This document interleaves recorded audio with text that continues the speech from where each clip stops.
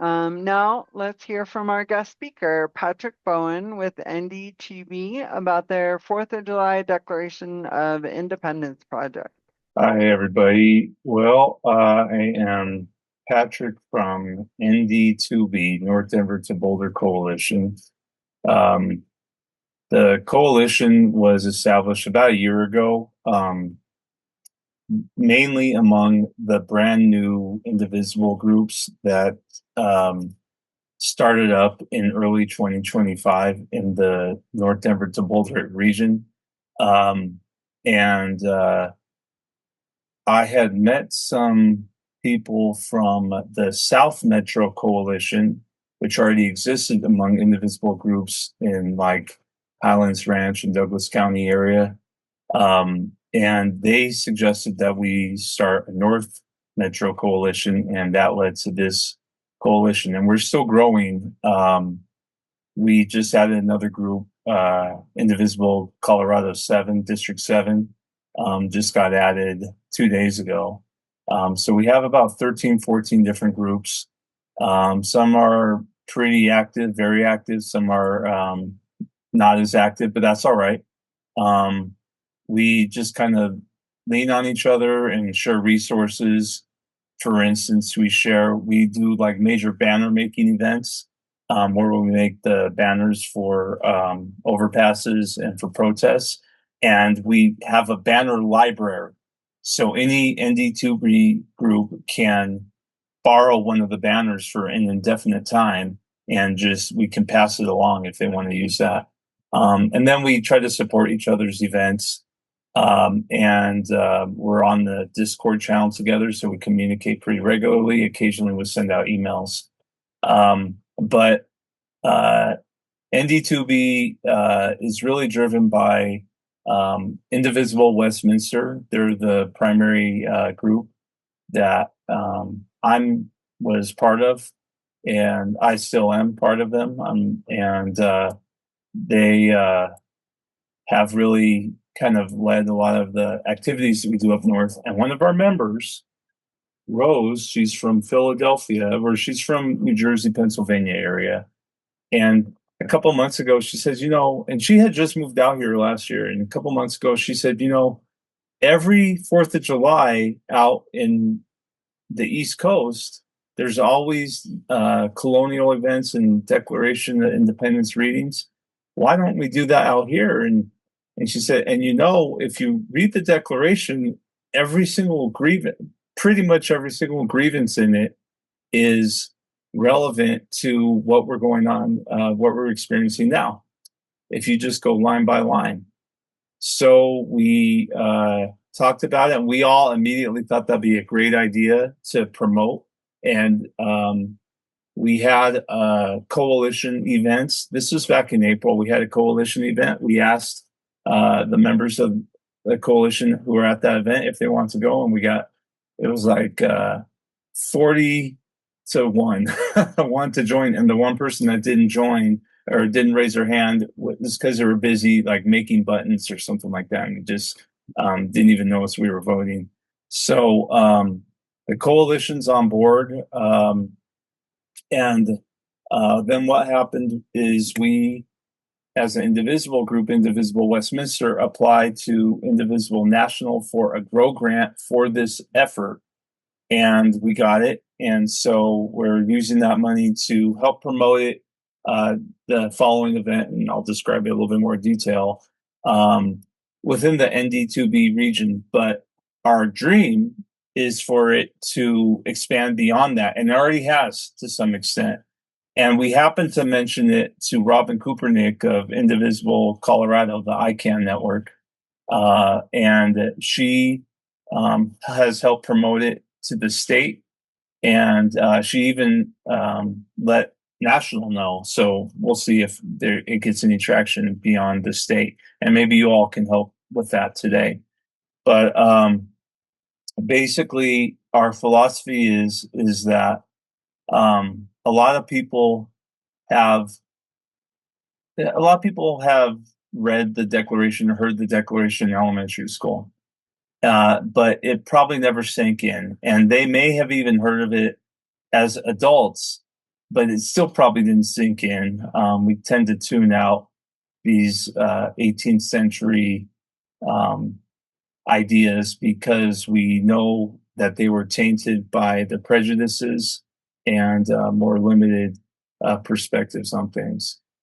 But what we discovered is that by returning to what the Thomas Jefferson and the Constitutional Convention uh, believed, or what they wrote, was um, helping us identify where we were coming from. Some of these ideas that have really impacted us and are shaped us as Americans, and that we didn't even realize that we believed in these ideas, and we share a lot of these same ideas. And they call them truths in the Declaration, but we find that they're maybe not truths to the same extent that they insisted they were, but these are definitely morals that we hold up as true today. So I'd like to show some things here. If I can pull this down. All right. So if you go to, and I'll post some links in the chat. Let's do that right now. It's weholdthesetruths2026.com.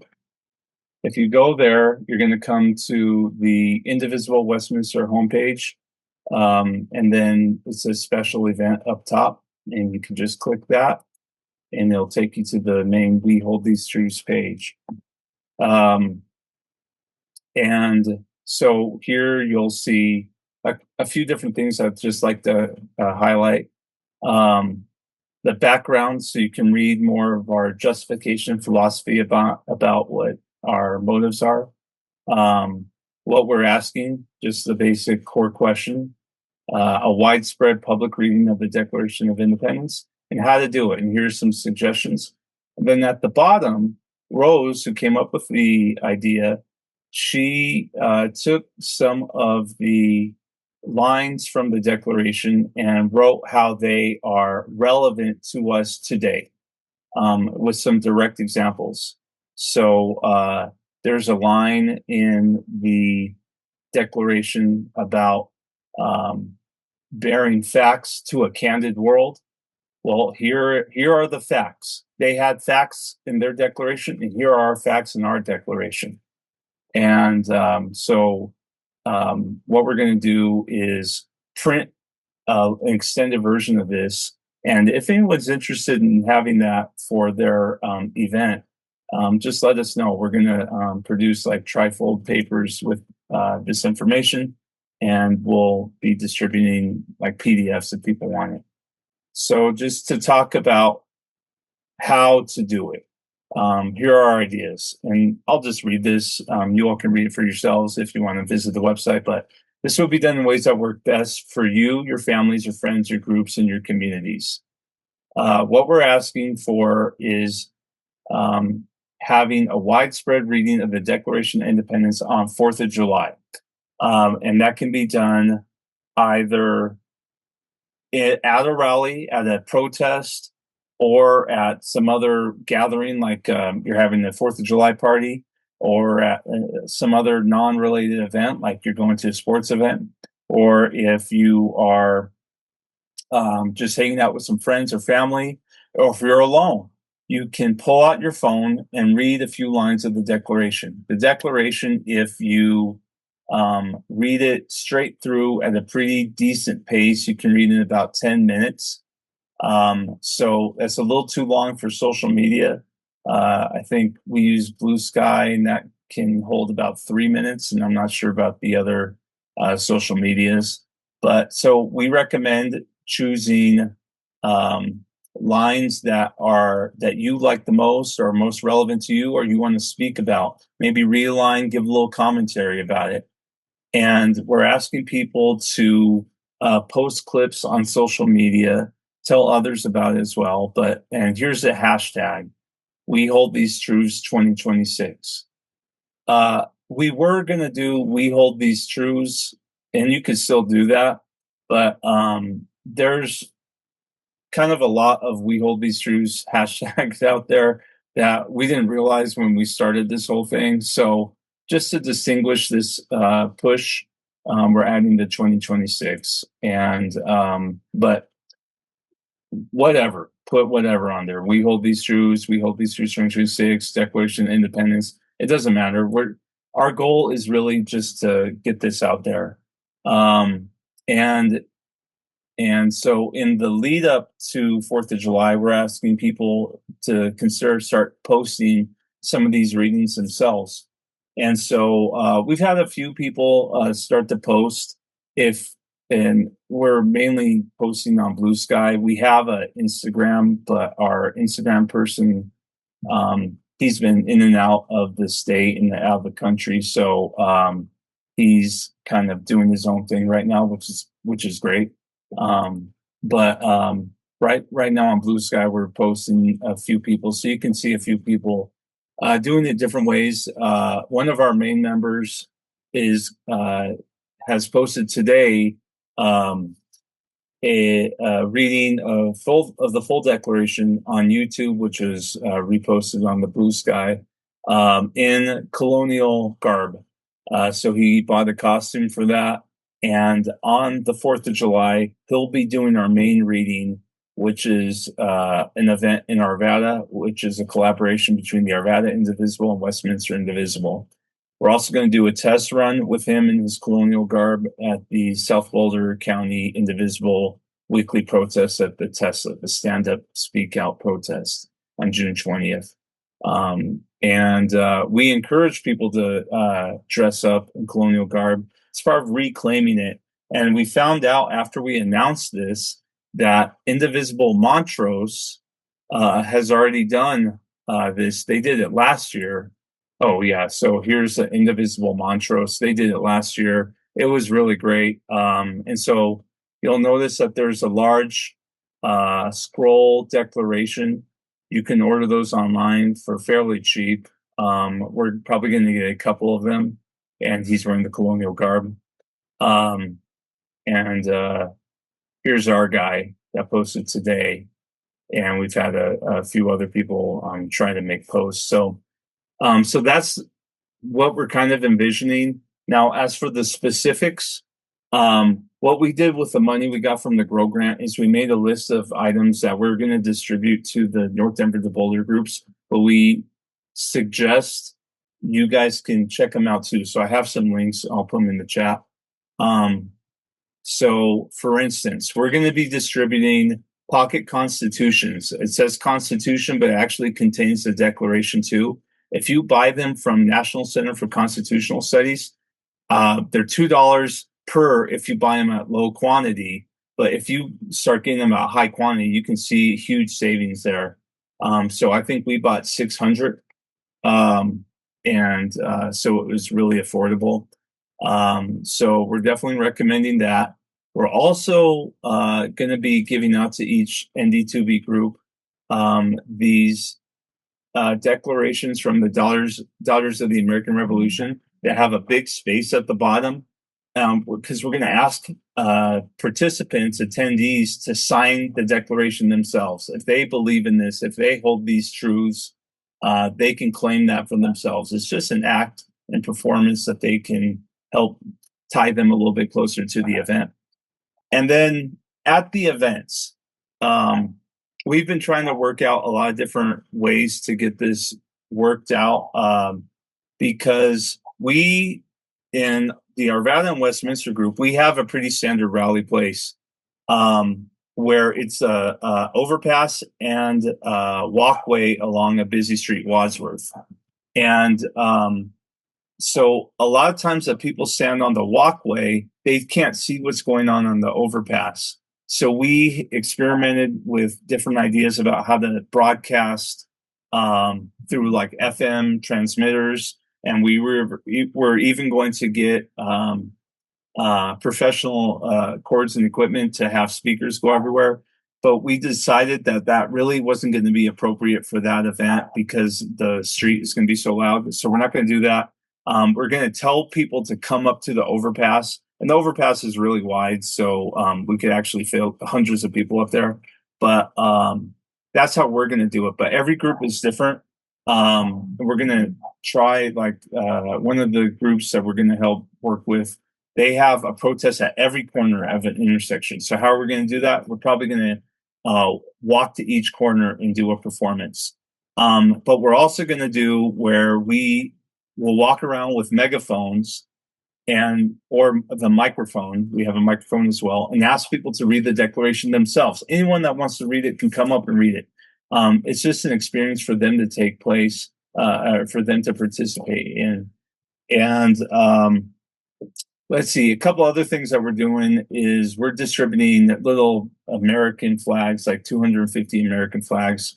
That's in Arvada and Westminster only. We're distributing just other little trinkets to get people to participate. We recommend each group kind of comes up with their own idea.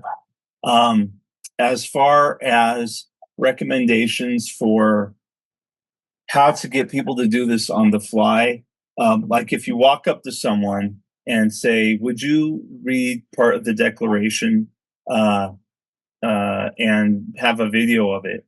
First of all, I have found a lot of people are really shy about doing that. So what we did is we bought a really cheap tri-corner hat, and we found that people are more willing to kind of participate in an activity like that if you offer them like a costume and sort of a fun way to do it. And then I searched around for like the easiest way to have large print on a phone for the declaration, and I found it on the app U.S. Constitution, because the very first person we ever asked to do it, he couldn't read the print. So that's something to consider. I would just practice and figure out what you're going to do. The final thing is we encourage people to post their event on Mobilize. Our event at the Indivisible Westminster event is going to be part of the larger Westminster Arvada major rally. We're just posting the We Hold These Truths specific reading as like a 30-minute event within the larger 2-hour rally. And so we have this on here. We encourage you, if you do post on Mobilize, which we encourage, that way other people can see and find out We Hold These Truths events, that you add the hashtags We Hold These Truths 2026, We Hold These Truths, or whatever, just to make it easier to find on the Mobilize map. I believe that is my whole pitch. Let me share some of the links of the resources in the chat, and happy to answer some questions. I did see some pop up in there, but I haven't had a chance to look at them. Aren't a whole lot, but let me start with this one. It says MAGA needs to realize that Trump Incorporated has nothing to do with the Declaration of Independence and somewhat the Bill of Rights. What's the best way to do that, to get them to realize that he's not connected to the oath of office he took? Well, one of the things I saw when I was doing my research on this, and I remembered it vaguely, but so much has gone on in the last 2 years that I kind of forget some things. But I remember that, I don't know if anyone else remembers, in 2017, NPR, National Public Radio, which always reads the Declaration of Independence, or had always read it for like 20 years. In 2017, they started, what they did is on 4th of July, they posted just line by line of the Declaration. And you had a bunch of Trump supporters come out and say, oh, you guys are terrorists. You want to take over. What kind of ideas are you trying to promote on us? You want to destroy the country, basically. And it was people were laughing at them and commenting and responding to them that this is these are actually from the Declaration of Independence. And the funny thing is, the reporting said that tons of people went and deleted their comments. They were so embarrassed and ashamed because they had no idea. So we're thinking that through like the month-long campaign to push out the Declaration reading, that we would try to engage people of other political persuasions, which would mean we have to come off of Blue Sky basically and go onto the more mainstream social medias, maybe on Facebook and stuff. But I think that's a way that we've talked about engaging them and just talking with people about it at events, focusing on the section on the Declaration where it says we share these facts with a candid world, and you can make your own list. I did see someone in the chat say they like the trifold that goes down, but we recommend you making your own list and posting about it, talking with other people about it, making videos of these facts that demonstrate how our rights are being violated.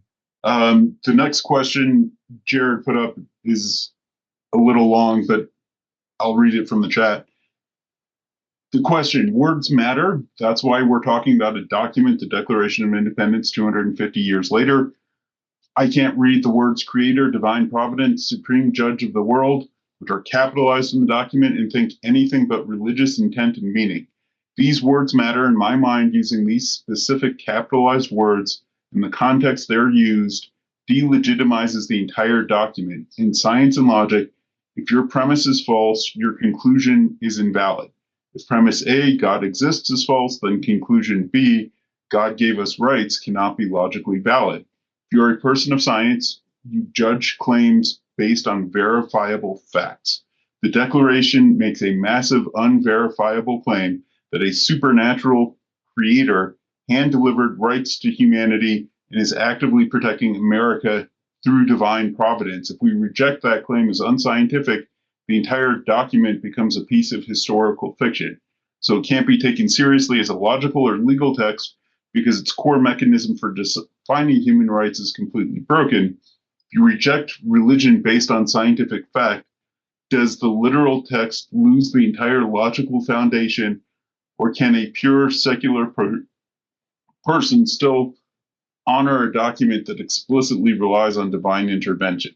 I think that's a good point. And I think that addresses the bigger context about why we have so often in, this contemporary era, we avoid going back to the works of the so-called founding fathers. And because a lot of us just don't accept that anymore. I would say one of the benefits of me kind of rediscovering the Declaration is I've gone back and read more literature on the ideas that were influencing the founders there, and it helped me understand a little bit deeper about why I hold my moralities. And that these assumptions I have that I take for granted were implanted in me just by living in this culture, and to recognize that they didn't come from anywhere. Now, I would say that I don't think that this assumes an intervening God. These were deists, after all, it was a clockwork God. And, however much you respect that, I think in the end that I would say that this is a moment of creativity. Reclaim what you want to reclaim about it. If you don't want to reclaim the whole thing, you just want to reclaim certain elements of it or rewrite certain elements of it. I think that's in the spirit of what we're doing right now. But I know for me to state the whole Declaration is sort of a exploration in my cultural and political genealogy, even if I don't come from this particular political background. My ancestors weren't from that era or anything like that. I was raised in this culture, and these things have been embedded with me. And these are ideas that we share with other people that we can stand on in a firm way that will help us move forward. But I don't think that reading it and stating it means that we 100% agree with everything. Words do matter, and I would not discourage anyone from modifying any element of it, especially someone commented the word men, that all men are created equal. Our Rose suggested that we just say human, and we've had a little bit of debates about how we want to change it. I don't know about delegitimizing the entire document from the beginning from a scientific perspective. I would just say that this is a document, and any cultural production is, that has elements of truth that I can identify with. And I'd like to highlight that as we seek those symbols of truth that will bring large movements of us forward. But, I don't want to disagree with anything that commenter said. I think they have a lot of good points. And, if other people don't feel strong about this or oppose it, I totally respect that. And, I just hope that we can continue to move forward. I agree with the premise that science based on divine right is not valid and is not scientifically verifiable and acceptable. And I think this question kind of skirts something that we haven't directly said. There are problematic things with all of the founding documents from 250 years ago now. At the time, that's the way things were. That was the common belief, and that's what people felt were normal. We're not trying to validate any of those things. We recognize the inconsistencies, hypocrisies, and prejudices in these documents. There are a lot of people who have been indoctrinated in this country to think that founding fathers were brilliant, amazing, upstanding heroes beyond reproach. And in that context, it's important for us to show these documents as they were, to show the problems with them. But more importantly, to your point, the rights and grievances that are within these documents, the ones that we're going to read tonight that the American people had with King George, and the rights that are given in the Constitution aren't by themselves necessarily wrong or bad, because the founding fathers said they were divinely inspired. If you take the rights to freedom of the press, freedom of assembly, freedom against unreasonable search and seizure, independent of the divine providence that they say they're attributable to, they are still good rights. And they are still things that we want to point out. We have these things and they're trying to take them away from us. And we have grievances that don't come from a divine creator in these documents that now are relevant and current because we have a dictator that is doing the same things. And really, to me, the most important part of what we're doing tonight is drawing a connection between the grievances from 250 years ago and grievances we have now, and to show people that there is still a tyrant that we need to fight.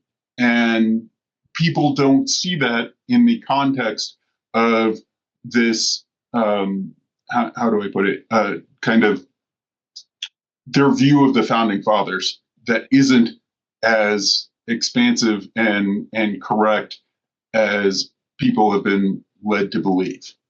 So the next question is, I suppose we read it as written, including men. Yes, we read it as written to show their words and what they were saying, with the knowledge that it's not the way we would ask those questions today. And did you know hashtag we hold these truths 2026 coincides with hashtag America 250. I would say when it comes to these things, adding hashtags is actually a very good way to cross pollinate and get wider audiences and more views on social media. So using those hashtags or others together is actually really a good idea to move things up in the algorithms. Aaron, you had your hand up? Yeah, I was just gonna try to remind people how hard it is to get dozens and dozens of people into a room and agree on anything and put out any document, like how novel this concept was, how we're reading this in context, like this isn't necessarily what we would agree on today, but just the fact that it was produced ever is amazing. Someone sent me a private message asking if you would consider rewriting it in current day's terms and reading it that way. And I'm thinking, for example, the part I'm supposed to read tonight includes the word Indian savages.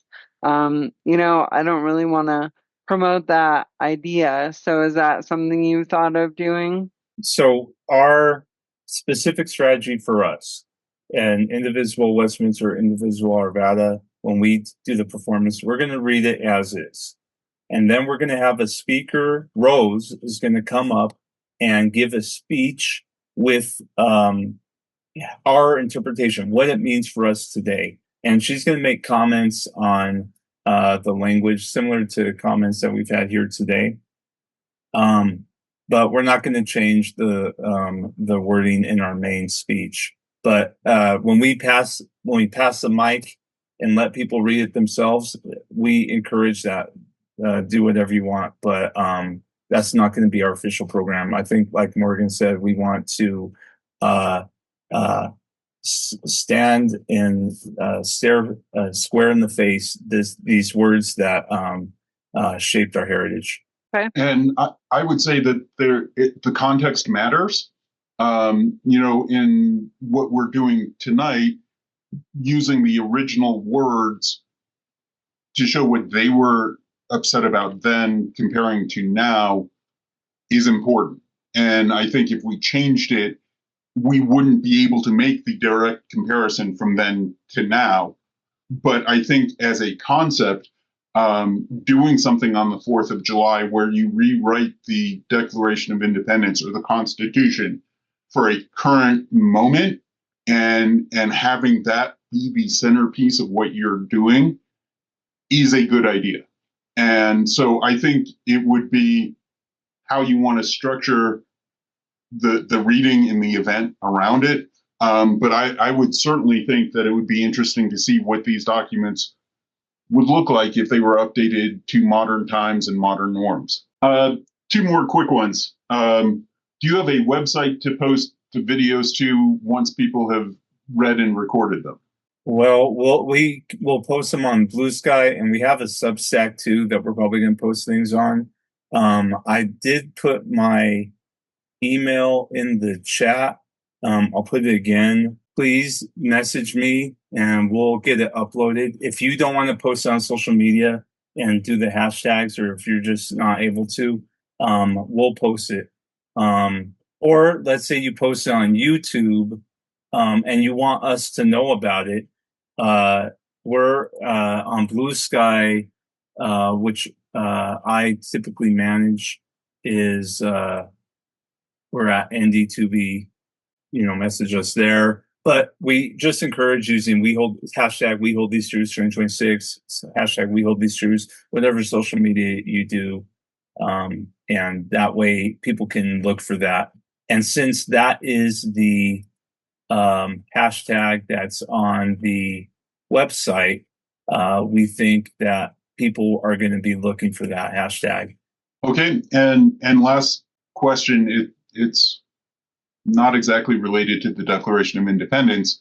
I felt, particularly in the Denver area, but in most of the areas that I've been in, there are a lot of little indivisible chapters that a lot of times are kind of out on an island on their own when it comes to organizing things, planning things, funding things, and it can be difficult to get something done.